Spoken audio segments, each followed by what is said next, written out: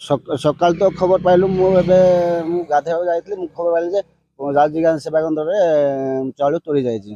ଆସିଲା ବେଳକୁ ଦେଖିଲା ବେଳକୁ କେମିତି ଜଣା ପଡ଼ିଲା, ଚାଉଳ ଏଠୁ କାଟିକିରି ଯୋଉ ଗୋଟେ ବସ୍ତା ଫାଳ କରିକିରି ସେଟା ନେଇ ଯାଇଥିଲେ। ନେଇ ଗଲା ଆସି ସେଟା ବାଟରେ ପଡ଼ି ପଡ଼ି ଯାଇଥିଲା। ସେ ମଦ ଘରୁ ସେଟା ଚାଉଳଟା ପଡ଼ି ପଡ଼ି ଯାଇଛି। ତାକୁ ଚିହ୍ନଟ କରିକି ଆଇଲା ବେଳକୁ ଆଙ୍କୁ କାବୁ କଲୁ ଆଉ। କାବୁ କଲୁ, ଆମକୁ ପଚରା ଆମେ କହିଲୁ ହଁ ଆମେ ଚୋରି କରୁଛୁ, ବାହାରେ 6 ବସ୍ତା ପକେଇଛୁ, ଆଉ ଗୋଟେ ବସ୍ତାଟେ କାଟିକି ଆମେ ଦି ଭାଗ କରିକି ମଦ ଘରେ ଦେଇଛୁ, ଆଉ ମଦ ପିଇଛୁ। ହେଲେ ମଦ ପିଇବା ଯୋଗୁଁ ଛୋଟ କଥାରୁ ବଡ଼ କଥା ବି ହେଇପାରେ। ମାନେ ଏବେ ଦେଖନ୍ତୁ ଇଏ କ'ଣ କି ପାଣି ପାଇପ୍ ଚୋରି ଯାଇଛି, ସେଇଟା ଗୋଟେ ମାପ୍ ଦିଆହେଲା, ମାନେ ଜାଣିଲୁ କିନ୍ତୁ ପ୍ରଶାସନକୁ ଖବର ଦିଆହେଲା, ପ୍ରଶାସନ ଆସିଲେନି।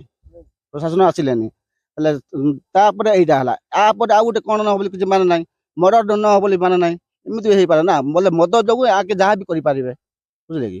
ସେଥିପାଇଁ ପୁଲିସ ପ୍ରଶାସନକୁ ଆମେ ଅନୁରୋଧ କରୁଛୁ, ତାଙ୍କୁ ଆଙ୍କର ବନ୍ଦୋବସ୍ତ କରନ୍ତୁ।